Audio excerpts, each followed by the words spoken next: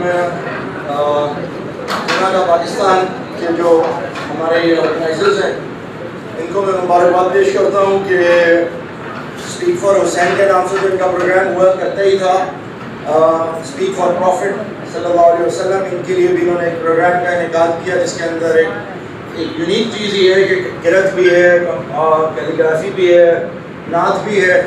قرأت سن کے بڑا دل خوش ہوا، بہت بہترین انداز سے بچوں نے ماشاءاللہ پڑھا، اور بس اللہ تعالیٰ سے دعا یہ ہے کہ قرآن مجید کے جو ہمارے اوپر 5 حقوق ہیں، جو 5 حقوق ہمارے اوپر قرآن مجید کے ہیں، آج کی اس محفل کے توسط سے وہ ہم اپنے ساتھ لے کر جائیں۔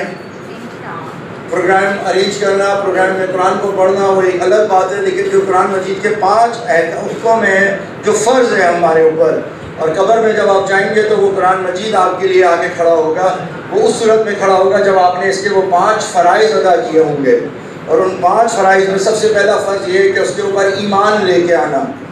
اور جب ہم یہ کہتے ہیں ایمان لے کے آنا تو اس کا مطلب یہ ہے کہ یہ گھر میں رکھنے والی کتاب نہیں ہے، بلکہ یہ گھر میں پڑھنے والی کتاب ہے۔ اس کتاب سے ہمیں یقین ہے کہ اس کے اندر جو لکھا ہے وہ صحیح لکھا ہے۔ خاص طور پہ وہ نوجوان بچے جو اس وقت قرآن پڑھ رہے ہیں وہ یہ بات سمجھ لیں کہ یہ قرآن مجید صرف 30 سپاروں کی 6666 آیت کی کتاب نہیں ہے، 7 جزوں کی کتاب نہیں ہے، بلکہ اس کتاب کے اندر سے آپ کو 300 سے زیادہ علوم ملیں گے جو موجودہ سائنس سے زیادہ بڑھ کر ہیں۔ 300 سے زیادہ علوم آپ کو اس قرآن مجید سے ملتے ہیں، تو یہ کوئی چھوٹی کتاب نہیں ہے، یہ بہت بڑی کتاب ہے۔ 300 علوم ہی آپ کو صرف مل جائیں وہی بہت ہے آپ کے لیے۔ تو اس کے اوپر ایسا ایمان لانا کہ اس میں جو لکھا ہے وہ صحیح لکھا ہے، کوئی چیز اس میں غلط نہیں ہے، کوئی چیز اس کے اندر باہر کی نہیں ہے۔ ایسا پکا ایمان کہ جو کہا گیا ہے وہ عمل کریں، پھر جمہوریت کے چکر میں نہ مار کھاتے پھریں، پھر دوسرے معاملات کے چکر میں نہ باہر پکا مار کھاتے پھریں، پھر کس کو سربراہ بنانا ہے، کس کو رہبر بنانا ہے، وہ اس قرآن مجید میں بالکل لکھا ہوا ہے۔ جب قرآن مجید میں یہ لکھا ہوا ہے اہدنا الصراط المستقیم، تو ہمیں پتہ ہو کہ اہدنا الصراط المستقیم کا مطلب کیا ہے۔ پھر جب اس میں لکھا ہے صراط الذین انعمت علیہم، تو یہ معلوم ہو کن پر انعام کیا ہے۔ اور پھر جب اس میں لکھا ہے غیر المغضوب علیہم، صراط الذین انعمت علیہم غیر المغضوب علیہم، ان لوگوں کا راستہ ہمیں مت دکھائیے گا جن کے اوپر آپ نے ناراضگی کی ہے۔ تو ہمیں یہ معلوم ہونا چاہیے اللہ نے کن کے لیے کہا ہے کہ میں کن سے ناراض ہوں۔ اگر ہمیں یہ نہیں معلوم تو ہماری زندگی بیکار ہو جائے گی۔ ہمیں معلوم ہونا چاہیے وَلَضَّالِّينَ، اللہ تعالیٰ نے قرآن میں کس کو کہا ہے، علیہم صراط الذین انعمت علیہم غیر المغضوب علیہم، ان لوگوں کا راستہ ہمیں مت دکھائیے گا جن کے اوپر آپ نے ناراضگی کی ہے۔ تو ہمیں یہ معلوم ہونا چاہیے اللہ نے کن کے لیے کہا ہے کہ میں کن سے ناراض ہوں۔ اگر ہمیں یہ نہیں معلوم تو ہماری زندگی بیکار ہو جائے گی۔ ہمیں معلوم ہونا چاہیے وَلَضَّالِّينَ، اللہ تعالیٰ نے قرآن میں کس کو کہا ہے۔ اگر ہمیں یہ نہیں معلوم اللہ نے کس کو ضالین کہا ہے تو ہم ایسے ہی گمراہ اور ایسے ہی پھرتے رہیں گے جیسے ہم پھر رہے ہیں۔ لہٰذا قرآن پر ایمان لانے کی ہمارے کو کوشش کرنی ہے، نمبر 1۔ نمبر 2، اس کی تلاوت کرنی ہے۔ جب ہم تلاوت کرنے کی بات کرتے ہیں تو پورے قرآن مجید کی تلاوت کرنی ہے اس کی عربی زبان میں، کیونکہ ہر حرف کے اوپر آپ کو 10 نیکی ملتی ہے۔ الف لام میم پڑھے تو آپ کو 30 نیکیاں مل گئیں۔ سوچیں کہ کتنی ہر حروف آپ نے اس کے پڑھے تو کتنی نیکیاں آپ کو مل رہی ہیں، وہ نیکی جو قیامت کے دن باپ بیٹے کو نہیں دے گا۔ پھر اس کے بعد جو پڑھا ہے وہ سمجھ میں آنا چاہیے۔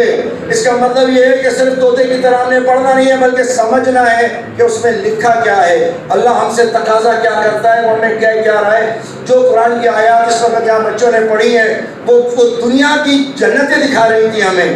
وہ اگر ان کا ترجمہ آپ کو معلوم ہو اور آپ صرف رب المشرقین اور رب المغربین کو دیکھیں تو آپ کا کیفیت بدل جائے۔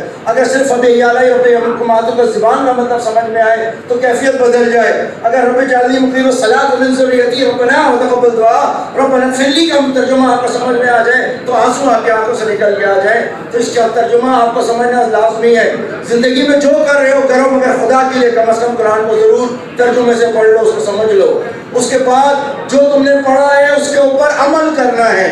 یہ نہیں کہ پڑھ لیا، معلوم ہے یہ سچی کتاب ہے، معلوم ہے یہ بہترین ہے، محفل سجا لی، نہیں، جو پڑھا ہے اس پہ عمل کرنا ہے، اور اس کے بعد آخر کے اندر جو پڑھا ہے اس کو آگے بھی کرنا ہے، یہ آپ کے اوپر لازم ہے۔ یہ 5 حقوق آپ نے اس قرآن مجید کے ادا کیے ہیں تو آپ کے لیے یہ قرآن قبر میں آ کے کھڑا ہوگا اور پھر یہ آ کے آپ کو بچائے گا اور کہے گا کہ اس کو کوئی قریب نہیں آ سکتا کیونکہ اس نے میرے 5 حقوق فرائض انجام دیے ہیں۔ یہ قرآن مجید کوئی عام کتاب نہیں ہے، اللہ تعالیٰ کے اپنے الفاظ ہیں جو محمد رسول اللہ صلی اللہ علیہ وسلم کے ذریعے آئے ہیں، اور یہ صرف کوئی پڑھنے والے تلاوت والے کوئی زبور نہیں ہے کہ آپ نے پڑھا اور آپ محسوس ہو گئے، نہیں، اس پر عمل کرنا ہے۔ آپ صلی اللہ علیہ وسلم کا کام اس قرآن مجید کو پہنچانا اور اس پر عمل کروانا تھا، یہ آپ کا مقصد تھا۔